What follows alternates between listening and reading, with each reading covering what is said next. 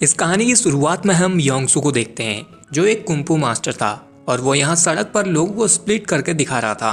तो तभी उसे यहाँ एक बच्चा आइसक्रीम खाकर चिढ़ाने लगता है, जो देखकर योंगसुक के मुंह में भी पानी आ रहा था।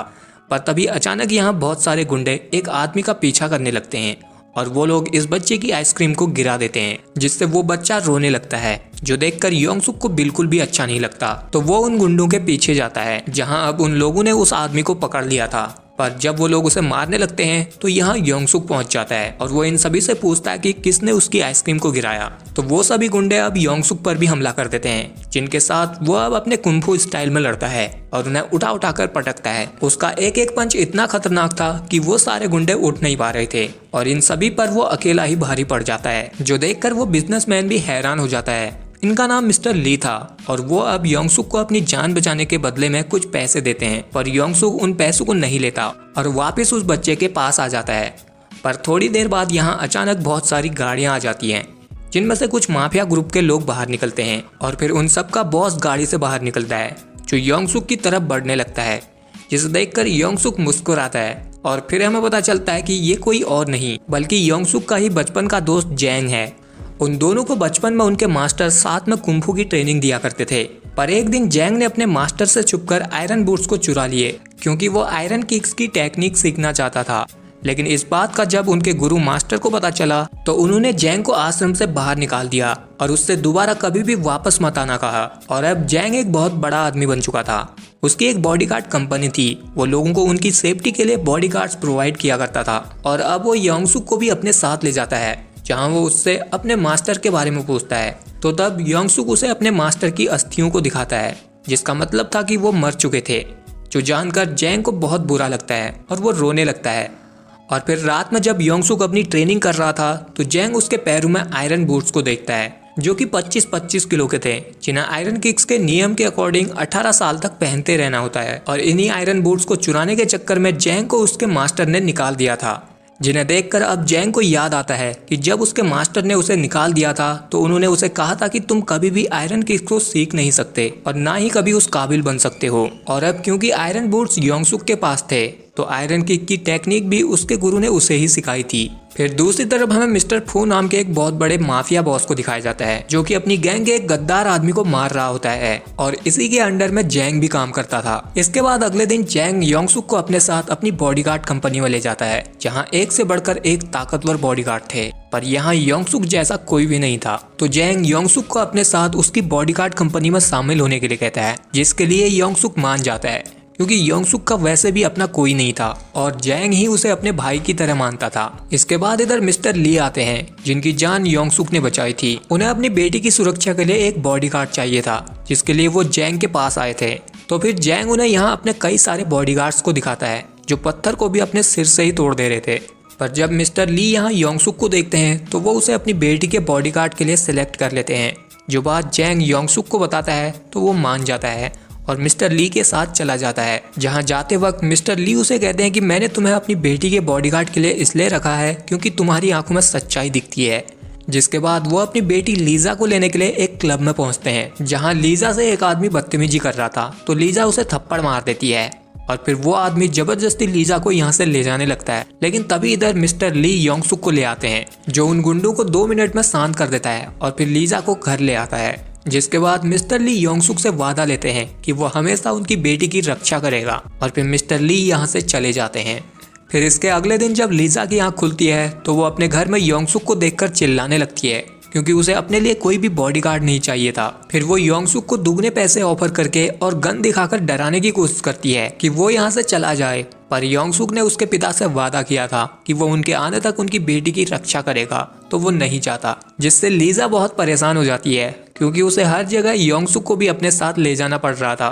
फिर जब वो अपने कॉलेज जाती है तो वहाँ एक लड़का एक लड़की को परेशान कर रहा था, तो अब लीजा योंगसुक को परेशान करने के लिए उस लड़के को मारती है और कहती है कि ऐसा करने के लिए उसे योंगसुक ने कहा था, पर योंगसुक उसे मना कर देता है कि उसने कुछ नहीं कहा है। तब वो सभी लड़के लीजा को मारने के लिए उसके पीछे पड़ जाते हैं, जिनसे भागते भागते लीजा बहुत थक जाती है और फिर वो योंगसुक से माफी मांगती है कि वो ऐसा दोबारा नहीं करेगी। तो तब योंगसुक उसे बचाता है और उन लड़कों को डरा कर ही भगा देता है। इसके बाद योंगसुक लीजा के साथ एक रेस्टोरेंट में जाता है जहां वो ऑब्जर्व करता है कि यहाँ कुछ असासिन्स लोग वेटर्स के भेष में आए हुए हैं। इसलिए वो यहाँ एक वेट्रेस को लीजा के सामने ही पटक देता है क्योंकि उसे लग रहा था कि लीजा को जो वाइन सर्व की जा रही है उसमें कुछ मिला रखा है, पर इस वजह से लीजा उससे बहुत गुस्सा हो जाती है। तब योंगसुक उसकी सुरक्षा के लिए लीजा को यहाँ से ले जाने लगता है, लेकिन तभी इधर वो सारे असासिन्स आ जाते हैं जो अब योंगसुक से लड़ने लगते हैं। फिर जब योंगसुक उन सभी से लड़ रहा होता है तो वो लोग लीजा को उठाकर अपनी गाड़ी में ले गए, जो देखकर अब योंगसुक उस गाड़ी का पीछा करने लगता है और भागते भागते वो उनकी गाड़ी के सामने आ जाता है और फिर उस गाड़ी के अंदर ही कूद जाता है, जहां वो उन सभी को मारकर उस गाड़ी के परखच्चे उड़ा देता है और फिर लीजा को बचाकर यहाँ से ले जाता है। फिर घर पहुंचने के बाद वो लीजा से पूछता है कि क्या तुम्हारे पिता की किसी से दुश्मनी है, तो लीजा को इस बारे में कुछ पता नहीं था। वो सिर्फ इतना जानती थी कि बचपन से ही उसके पिता उसके लिए बॉडीगार्ड रखते आए हैं। जिसके बाद जब योंगसुक अपनी कुंफू की प्रैक्टिस कर रहा था तो उसे काफी इंटेंस ट्रेनिंग के बाद समझ में आता है कि जो लोग लीजा को किडनैप करके ले जा रहे थे उनमें से एक आदमी के हाथ में एक रिंग थी जो कि उसने अपने दोस्त जैंग के एक आदमी के हाथों में देखी थी, जिससे अब वो समझ जाता है कि इस सब के पीछे जैंग ही है। इसलिए वो अगले दिन जैंग से मिलता है, जहां अब तक जैंग भी समझ चुका था कि योंगसुक सब कुछ जान चुका है। इसलिए वो योंगसुक से कहता है कि तुम मिस्टर ली के लिए काम करना छोड़ दो, क्योंकि मिस्टर ली और उसकी बेटी के पीछे मिस्टर फू पड़ा है जो उन्हें मारना चाहता है। इसलिए अब जैंग योंगसुक को पीछे हटने के लिए कहता है और उसे एक नया काम देता है कि वो अब से सारे बॉडीगार्ड्स को ट्रेन करेगा और सभी नए स्टूडेंट को कुंफू और आयरन किक्स की ट्रेनिंग देगा। पर इस बात के लिए योंगसुक नहीं मानता, क्योंकि उसके गुरु ने उसे सिखाया था कि रक्षक अपने मालिक के लिए अपना सब कुछ कुर्बान कर देता है। इसलिए वो अपने वादे के लिए लीजा की सुरक्षा करने का डिसाइड करता है। लेकिन इस बात से जैंग उससे खुश नहीं होता और वो योंगसुक से लड़ने लगता है, पर योंगसुक उससे लड़ना नहीं चाहता था, इसलिए वो पहले सिर्फ अपना बचाव कर रहा था। पर जब वो नहीं मानता तो मजबूरन योंगसुक को उस पर आयरन की टेक्निक का इस्तेमाल करना पड़ता है, जिससे अब जैंग गुस्से में अपनी शर्ट का एक हिस्सा फाड़ देता है और योंगसुक से कहता है कि आज से हम भाई नहीं रहे। जिसके बाद वो यहाँ से चला जाता है और फिर योंगसुक भी लीजा की सुरक्षा के लिए उसे अपने साथ एक सेफ जगह ले जाता है। फिर हम उधर जैंग को देखते हैं जो अपने पुराने दिनों को याद कर रहा था जब उसके मास्टर ने उसे आश्रम से निकाल दिया था। तो तब वो सड़क किनारे कचरे के ढेर में से खाना ढूंढ कर खा रहा था और एक एक निवाले के लिए उसे लड़ना पड़ता था। तब ऐसे में उसे मिस्टर फू मिले जो उसे अपने साथ ले गए और उसे सहारा दिया, और यही वजह थी कि जैंग मिस्टर फू के साथ था। फिर हम मिस्टर फू को देखते हैं जिसने लीजा के पिता को पकड़ लिया था। दरअसल मिस्टर ली पहले मिस्टर फू के साथ ही काम करते थे, पर एक दिन मिस्टर फू ने मिस्टर ली की वाइफ को मार डाला क्योंकि वो पुलिस वाली थी। तब से मिस्टर ली मिस्टर फू के ही साथ रहकर उसके सारे काले कारनामों और सारे गुनाहों के सबूत इकट्ठा कर रहे थे। पर इससे पहले कि वो सारे सबूत पुलिस को देते उन्हें मिस्टर फू ने पकड़ लिया और अब वो मिस्टर ली और उसकी बेटी को मारना चाहता था। इसलिए वो जैंग से कहता है कि वो किसी भी हालत में मिस्टर ली की बेटी को उसके पास लाए, चाहे उसे इसमें अपने दोस्त योंगसुक को मारना ही पड़े तो मार दे। तो अब जैंग अपने सभी ताकतवर बॉडीगार्ड्स को इकट्ठा करता है। उसे पता था कि योंगसुक के सामने ये बॉडीगार्ड कुछ भी नहीं है, इसलिए वो अपने सभी बॉडीगार्ड्स को योंगसुक से लड़ाने के लिए ले जाता है। और फिर उधर जब योंगसुक लीजा के साथ था तो यहाँ जैंग अपने बॉडीगार्ड्स के साथ इन पर हमला कर देता है। तब योंगसुक जैंग के बॉडीगार्ड के साथ अपने कुंफू स्टाइल में लड़ता है, पर वो लोग इतने ज्यादा थे कि योंगसुक एक से लड़ता तो 4-5 उससे और चिपक जाते। जिन सभी से लड़ते हुए अब वो लोग लीजा को पकड़कर लटका देते हैं और फिर योंगसुक के पांव को फंसाकर उससे लड़ने लगते हैं। तब योंगसुक भी उनसे बहुत लड़ता है, पर फिर वो लोग योंगसुक के ऊपर गाड़ी चढ़ा देते हैं और उसे दीवार को तोड़ते हुए बाहर फेंक देते हैं, जिससे योंगसुक भी अब अधमरा हो चुका था। तब यहाँ उसके पास जैंग आता है और उससे माफी मांगते हुए उसके पेट में चाकू घोंपकर उसे एक बड़े से गड्ढे में फेंक देता है। जिसके बाद वो लोग योंगसुक को दफनाकर यहाँ से लीजा को अपने साथ ले जाते हैं। पर यहाँ योंगसुक अभी भी मरा नहीं था। उसके गुरु ने उसे बहुत देर तक सांस रोकने की कला सिखाई थी और उसे अब वो पल याद आता है जब उसके मास्टर को वो मिला था। दरअसल योंगसुक के पिता एक बहुत बड़े आदमी थे जो कि अपनी किस्मत पर बहुत भरोसा करते थे। उनके पास एक ज्योतिषी भी था जिसने उनसे कहा था कि तुम्हारा बेटा तुम्हारी कामयाबी के बीच आएगा और जो भी उसके साथ रहेगा वो बर्बाद हो जाएगा। तो तब योंगसुक के पिता उसे अपने साथ एक पहाड़ पर ले गए और उसे कामयाबी बलिदान मांगती है कहकर उस पहाड़ से नीचे फेंक दिया। फिर जंगल में अधमरी हालत में वो उसे उसके मास्टर को मिला था जो उसे अपने साथ ले गए और उन्होंने ही कुंफू की हर वो टेक्निक उसे सिखाई जो उन्हें आती थी।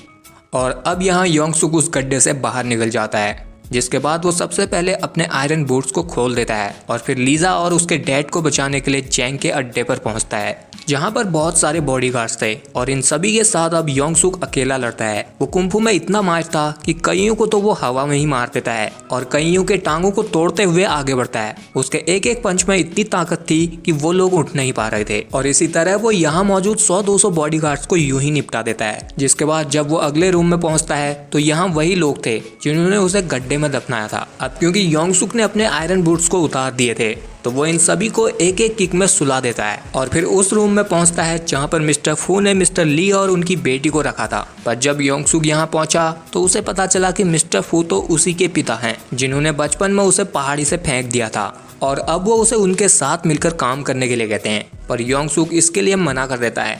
तो फिर मिस्टर फू अपने बेटे को ही गोली मारने वाले थे, लेकिन यहाँ योंगसुक का दोस्त जैंग उन्हें रोक देता है और वो योंगसुक से कहता है कि वो उसके साथ एक आखिरी फाइट लड़े आयरन किक्स के 108 टेक्निक का इस्तेमाल करके। तो अब जैंग और उसके बीच एक फाइट होती है जिसमें योंगसुक सिर्फ अपने पाँव का ही इस्तेमाल कर रहा था और वो जैंग के साथ लड़कर उसे फाइट में हरा देता है। तब ये देखकर मिस्टर फू जैंग को गोली मार देता है और फिर मरते वक्त जैंग योंगसुक से कहता है कि वो उनके गुरु के सिखाए हुए आयरन किक्स को पूरी दुनिया में फैलाए, जिसके बाद वो मर जाता है। जो देखकर योंगसुक गुस्से में मिस्टर फू की तरफ बढ़ता है और तभी मिस्टर फू का एक आदमी उसकी छाती पर गोली मार देता है और फिर जब वो चेक करने के लिए जाता है कि योंगसुक मरा या नहीं तो योंगसुक उड़ जाता है क्योंकि योंगसुक का दिल तो राइट साइड था। और फिर वो उस आदमी को मारकर अपने पिता को मारने के लिए आगे बढ़ता है, लेकिन फिर वो अपने आप को रोक लेता है क्योंकि वो अपने ऊपर ये कलंक नहीं लगाना चाहता कि उसने अपने पिता को ही मार दिया। इसलिए वो अपने पिता से मैं आपके जैसा नहीं बनूंगा कहकर यहाँ से चला जाता है। फिर कुछ महीनों बाद हम लीजा को देखते हैं जिसके पिता की अब कैंसर से मौत हो चुकी थी और लीजा उनकी कब्र पर आई थी और दूसरी तरफ योंगसुक उस पहाड़ी पर था जहां से उसके पिता ने उसे फेंक दिया था। तो अब वो यहाँ पर अपने गुरु की अस्थियों को हवा में उड़ा देता है और यहीं पर यह कहानी एंड हो जाती है। सो गाइज, आई होप कि आपको ये वीडियो पसंद आया होगा। अगर आया तो इस वीडियो को लाइक शेयर के साथ चैनल को कर लीजिए सब्सक्राइब।